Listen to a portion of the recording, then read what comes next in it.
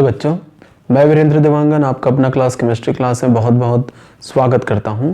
आज हम बात करने वाले हैं ऑक्सीडेशन नंबर के बारे में। और ऑक्सीडेशन नंबर जो होता है बहुत ही महत्वपूर्ण है, क्योंकि जब भी हम नोमेनक्लेचर करते हैं किसी भी कॉम्प्लेक्स का या संकुल का, तब हमें रोमन लिपि में किसी भी सेंट्रल मेटल आयन के ऑक्सीडेशन नंबर को लिखना पड़ता है। इसलिए ये जरूरी है कि हमें ऑक्सीडेशन नंबर क्या होते हैं और कैसे निकाला जाता है ये हमें पता होना चाहिए। तो ऑक्सीडेशन नंबर क्या होगा कि जब भी कोई भी केंद्रीय धातु या सेंट्रल मेटल आयन जो होते हैं अपने इलेक्ट्रॉन को रिलीज करते हैं, मुक्त करते हैं, तब उस धातु पे क्या लग जाते हैं, प्लस चार्ज लग जाते हैं। उसी को हम क्या कहते हैं, उसका ऑक्सीडेशन नंबर कहते हैं।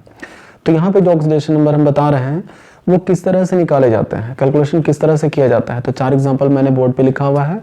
इस एग्जाम्पल से आप लोग का क्लियर हो जाएगा कि किस तरह से हम किसी भी सेंट्रल मेटल आयन के ऑक्सीडेशन नंबर को कैलकुलेट कर सकते हैं। तो यहाँ पे सबसे पहले हम बात करते हैं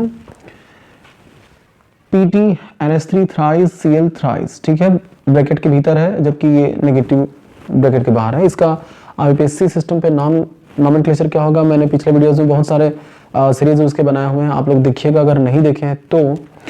और इसका जो नॉमेनक्लेचर होगा मैं यहाँ पे बता देता हूँ।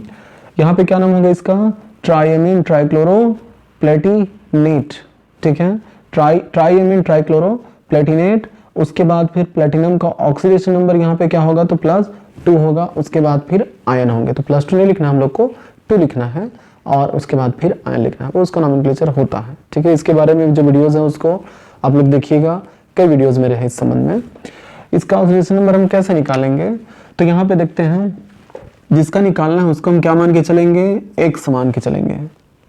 इसके बाद क्या होगा, ये जो हमारे पास अमोनिया है ये एक उदासीन लिगेंड है, इसलिए मैंने यहाँ पे 0 लिखा है, क्योंकि न्यूट्रल फॉर्म में पाए जाते हैं। H2O भी न्यूट्रल फॉर्म में पाया जाता है, अमोनिया भी न्यूट्रल फॉर्म में पाए जाते हैं। वहाँ पे कुछ लिगेंड्स के नाम मैंने लिखे हुए हैं, उसको वो आप लोग को याद होने चाहिए, कॉमन लिगेंड्स हैं जो अक्सर यूज होते हैं। अब यहाँ पे इसकी जो संख्या कितनी है, तो 3 है, तो 3। और इसका जो ऑक्सीडेशन नंबर होता है 0 होता है, ठीक है, क्योंकि न्यूट्रल फॉर्म में पाए जाते हैं। इसकी संख्या कितनी है, 3 है। और Cl जो होते हैं इस पर चार्जेस कितने होते हैं, 1 नेगेटिव, ठीक। तो मैंने 1 नेगेटिव लिख दिया। अब इसका जब कैलकुलेशन करेंगे तो आप लोग को कैलकुलेशन करना आता होगा। यहाँ पे क्या हो जाएगा, x - 3, ठीक है, x हो गया, फिर उसके बाद 3 यहाँ पे आ गया, ये तो खैर 0 हो जाएगा, इज इक्वल टू -1। मैंने क्यों लिखे हैं, तो -1 इसलिए लिखे हैं क्योंकि ब्रैकेट के बाहर में क्या है, 1 नेगेटिव है। क्लियर है।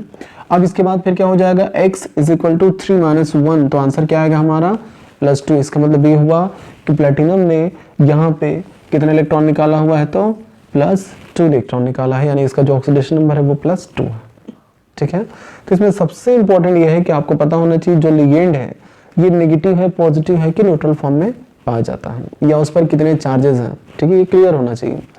यहाँ पे हम निकालना चाहेंगे किसका, ये निकेल का। तो निकेल का क्या हो सकता है, तो यहाँ पे सोडियम का मैंने क्या लिखे हैं, 4, क्योंकि इसकी संख्या जो है वो 4 है। 4 चूंकि सोडियम जो होते हैं उसमें 1+ लगते हैं, तो इसलिए मैंने +1 लिख दिए हैं। उसके बाद चूंकि इसका अपने को ऑक्सीडेशन नंबर निकालना है तो मैंने क्या माना, इसको x माना। अब इसके बाद फिर क्या हो जाएगा, इसकी जो संख्या है वो 4 है और Cn पे 1 नेगेटिव लगते हैं, तो यहाँ पे -1 हो गया, इज इक्वल टू 0, क्योंकि इसके बाहर में ना तो कोई माइनस है ना ही कोई प्लस है। अब इसके बाद आगे इसको कैलकुलेशन करेंगे, तो कैलकुलेशन करने पर क्या होगा, तो 4 + x, ठीक है, 4 + x - 4 इज इक्वल टू 0। आगे हो जाएगा x इज इक्वल टू 4 - 4, यानी x इज इक्वल टू क्या हो जाएगा, 0 हो जाएगा। इसका मतलब ये हुआ कि निकेल ने यहाँ पे बिल्कुल भी इलेक्ट्रॉन रिलीज नहीं किया, इसका जो ऑक्सीडेशन नंबर है वो 0 है, ठीक है। तो अगले एग्जांपल पे, तो अगले एग्जांपल पे क्या होगा, यहाँ पे ये सेंट्रल मेटल आयन है, ये H2 है, थ्राइस OH और ब्रैकेट के बाहर है प्लस। तो इसका IUPAC नाम क्या होगा, अच्छा इसका IUPAC नाम मैं एक बार बता दूं, तो सोडियम टेट्रासाइनो निकेलेट, ठीक है, सोडियम टेट्रासाइनो निकेलेट इसका नाम होगा। इसका नाम क्या हो जाएगा, ट्राई एक्वो हाइड्रोक्सो जिंकेट नहीं होगा, जिंक होगा, क्योंकि यहाँ पे क्या है, पॉजिटिव चार्ज है। तो ये चीज क्लियर होना चाहिए कि यहाँ पे अंदर में नेगेटिव लिगेंड कितने हैं, न्यूट्रल और पॉजिटिव लिगेंड कितने हैं। अब यहाँ पे चूंकि इसका अपने को निकालना है सेंट्रल मेटल आयन का, देखो कॉम्प्लेक्स के बारे में बहुत सारे वीडियोस जैसे मैंने बताया, बहुत सारे मेरे वीडियोस हैं, सबको आप लोग देखेंगे तो आप लोग का जो कंसेप्ट है वो क्लियर हो जाएगा। तो यहाँ पे हम बात कर रहे हैं इसके ऑक्सीडेशन नंबर के बारे में। तो हमें जिंक का निकालना है, तो हम कैसे निकालें, तो जिंक का निकालने के लिए इसको क्या मानना पड़ेगा, x मानना पड़ेगा। इसकी संख्या कितनी है, 3 है, लेकिन इस पर कोई चार्जेस नहीं होते, इसलिए मैंने क्या माना, 0 माना। अब इसके बाद फिर क्या हो जाएगा, OH पे चार्जेस क्या होते हैं, 1, तो -1 यहाँ पे हो गया। अब इसके बाद इज इक्वल टू +1, ये +1 यहाँ पे आ गया। फिर क्या हो जाएगा, x - 1 इज इक्वल टू +1, मतलब आंसर क्या होगा हमारा, x is equal to 1 + 1 is equal to 2। Clear है। इसका मतलब ये हुआ कि जिंक ने कितने इलेक्ट्रॉन यहाँ पे रिलीज किया हुआ है, तो 2 इलेक्ट्रॉन यहाँ से रिलीज किया हुआ है, ये इसका ऑक्सीडेशन नंबर। अब इसके बाद अगले एग्जांपल पे आते हैं हम लोग, तो क्या हो जाएगा, पोटेशियम हेक्सासाइनोफेरेट, यानी यहाँ पे जब नेगेटिव रहता है तो फेरेट लगता है, मैंने कहा नेगेटिव रहता है, तो नेगेटिव है ये कैसे पता चला, क्योंकि यहाँ पे सामने में क्या जुड़ा हुआ है, पॉजिटिव। तो पॉजिटिव कब जुड़ेगा, जब यहाँ पे नेगेटिव रहेगा। तो छोटी छोटी बातें जो होती हैं वो कंसेप्ट को कहीं ना कहीं क्लियर करती हैं। मेरे वीडियोस को आप लोग देखेंगे तो सारे कंसेप्ट क्लियर हो जाएंगे, क्योंकि छोटी छोटी बातों में मैंने वीडियो बनाए हैं और कंटिन्यू में बना रहा हूँ, ताकि केमिस्ट्री के सारे जो बेसिक पार्ट है वो क्लियर हो जाए। क्योंकि बेसिक अगर क्लियर है तो आप बड़े बड़े क्वेश्चंस को भी सॉल्व कर सकते हैं, किसी भी चैप्टर को आप आसानी से समझ सकते हैं।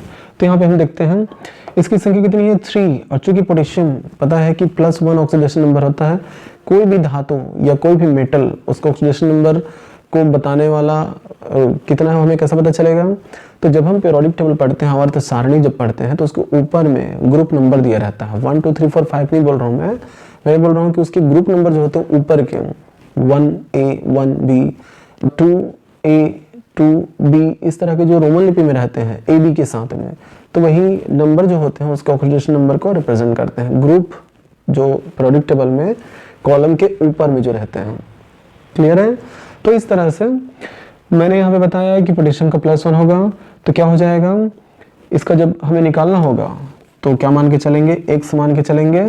अब इसके बाद इसकी संख्या कितनी है, 6 है, और यहाँ पे चार्जेस कितने हैं, 1 इज इक्वल टू 0, क्योंकि यहाँ पे कोई प्लस माइनस प्रेजेंस नहीं है, 0 हो गया।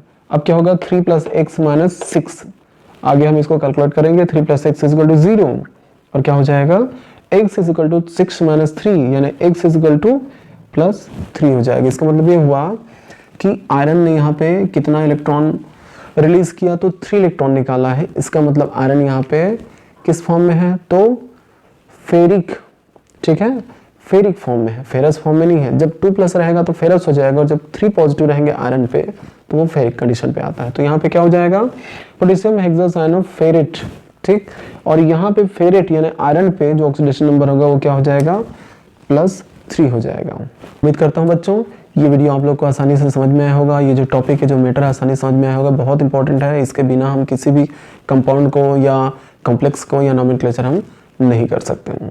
जब भी वीडियो आप लोग वॉच करते हैं, नोट से बनाइए, नोट कीजिए, वीडियो को लाइक शेयर जरूर कीजिए। यदि आपने सब्सक्राइब नहीं किया है तो सब्सक्राइब जरूर कीजिए, ताकि सारे वीडियो के अपडेट्स आप लोग को बिल्कुल समय पर मिल सकें। तो ठीक बच्चों, इसी के साथ आप सभी को good luck, take care, thank you.